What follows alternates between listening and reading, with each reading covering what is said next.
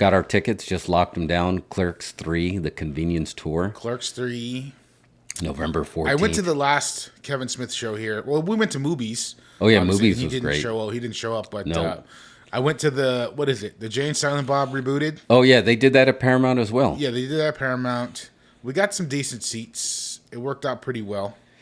It's a good show. I mean, it's almost like he's so over with his fans that you can't help but just kind of like get into it, you know?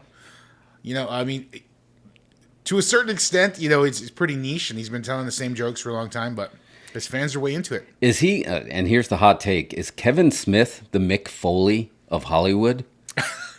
I mean, yeah, that's not a bad analogy. Right? Because was yeah. Clerks him going through the table off the cage, and he really like changed the industry, and now he could still like bring that. Although those burgers were good, dude. Those Movies burgers, They were excellent. Yeah, they were really good. The cow tipper?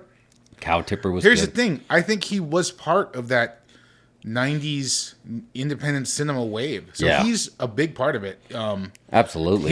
He's in that group with Tarantino, Linklater, Robert Rodriguez. He's in that group. I mean, he spun off and did his podcast Gimmick.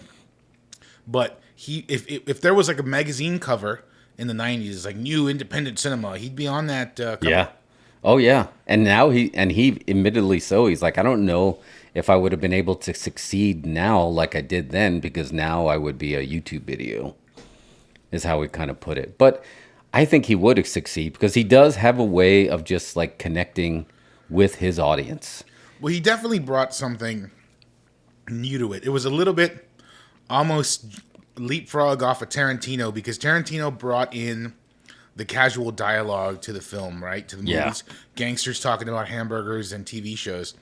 So he kind of spun off of that and had like regular people talking about Star Wars for a long time, Yeah. And that's why I'm excited. This Clerks 3, it looks like he is going to dovetail that and close out and really get meta, because he is great with dialogue. I mean, Chasing Amy and Dogma are still up there, man. Those are two films that really stuck with me. And it's hard to believe that you were emotionally moved,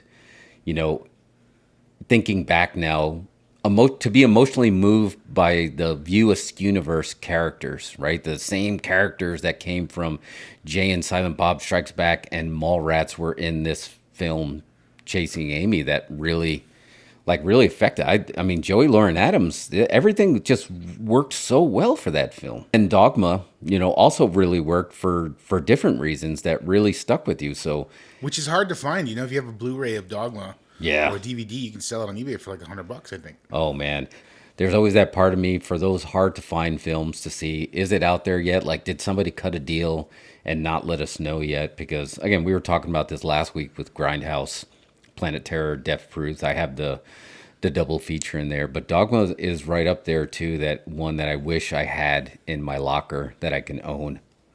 I don't know. Do you have the VHS or DVD? I just have the DVDs. I do not. I don't have any. Actually, I used to have the DVD. I wish I hadn't sold it. I wish I hadn't gotten rid of a lot of my DVDs. Oh, you're telling me, it just took up a lot of room. But no, I just last time I watched it, there's a rip on YouTube that I watched. That's where you watched it. Yeah, I'm excited. Well, we're gonna get to see Clerks early next month. There's a Fathom event starting on September 13th, so we'll see it. And then 2 months later, we can watch it with Kevin Smith himself, complete with photo op.